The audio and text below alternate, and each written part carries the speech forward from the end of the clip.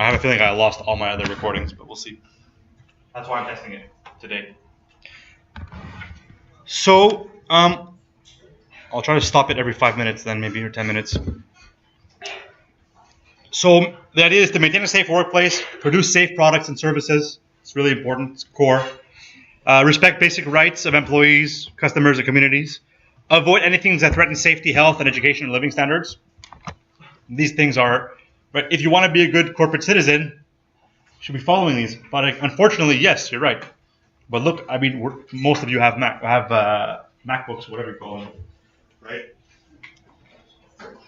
But not to say that this is any better, right? Just that the big companies always get smacked first, right?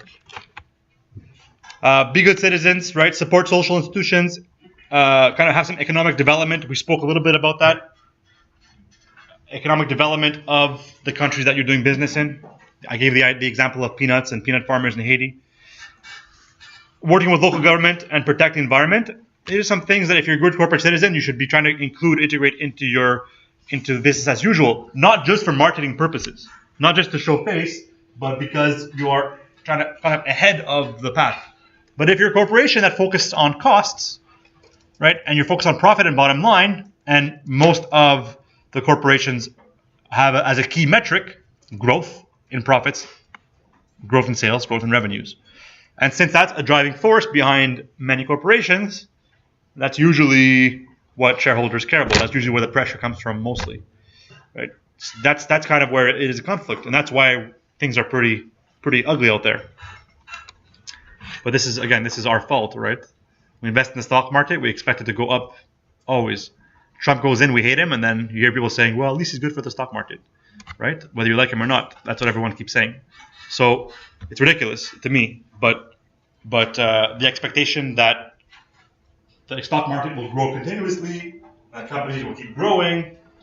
If we expect that and expect us to do great things in these countries and not abuse them, these are two conflicting views. They cannot exist. They cannot coexist.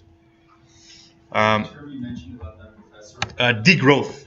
Degrowth in English. Yeah. In French, it's décroissance. I think it's décroissance. That's funny. No, not croissant.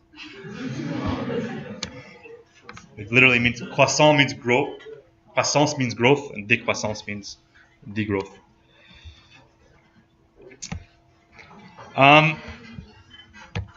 Ethics in the workplace. I think it's pretty funny, not really, but ethical dilemma. It occurs when your choices, although they have the potential for personal gain or the gain of the organization, they may be considered unethical.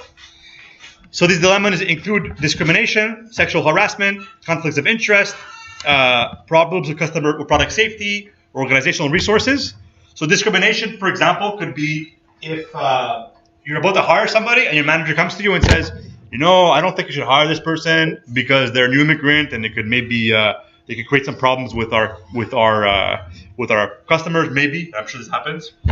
So that's kind of an example of discrimination. It's something that we're more familiar with. A sexual harassment example of an ethical dilemma could be if you receive a report of sexual harassment from a colleague or from one of your staff members, and the report is against somebody that you know, and the person tells you, don't take it seriously. I was just kidding around. These things happen all the time, right? Conflict of interest. So if I'm in a situation where someone gives me a bribe or a nice gift so that I can get them into a contract or get a contract for them, that could be kind of an example of a conflict of interest. Customer confidence or product safety. If I'm making noodles, packaged noodles, and I know that I can use a cheaper ingredient or cheaper machinery, but the result of this is going to be a high amount of lead inside my noodles, and I still do it, right? Customers have confidence in you as a corporation not to be doing these things, but these things happen all the time.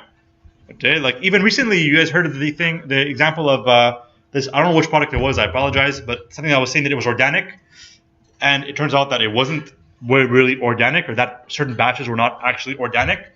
This happens all the time. That's why when I see organic, I have so much hesitation to even spend extra money on it, even though I believe in it. Right? The joke is that our grandparents, they called organic food just food. Right? So that's kind of what's pretty funny. But the thing is, this whole thing about organic justifies things that are filled with pesticides. That's my beef with organic. But again, we consumers confide in corporations to do things properly. So it's a conflict of interest if you choose to decrease your costs by endangering the customer. Yes, Peter. I don't know if you heard about this one, but it's kind of a pretty funny example. There's this actress, Gwyneth Paltrow, who had this pretty stupid company actually. It's just they sold some accessories or I don't know, makeup accessories. Okay. And she claimed to have used some product that was she said it was NASA, what NASA uses in flying their spacesuits. Okay, nice. Yeah, and then NASA tweeted we don't even use this to our spacesuits are not even made of this fiber or whatever you said, and she sells it for $90 a piece. That's and you think it's something very small, and that's it's an example of customer confidence for sure, but that's not so bad, but it's more like a marketing ploy. It sounds more marketing side. It's not you're not killing somebody, but still you're ripping them off. Yeah, you're able to encourage them, something's worth a fraction of that. Yeah, it definitely falls under that idea of customer confidence, especially when it's a figure that has some pseudo authority or some fame, right? Just like George Clooney selling coffee. And then lastly, organizational resources. So if you're working at an organization and you're using their printer to print your $100 color photocopies for something on the side, that's also an ethical dilemma. It's not really a dilemma, right? Because it's just wrong. I think I have where did it go? I had a video.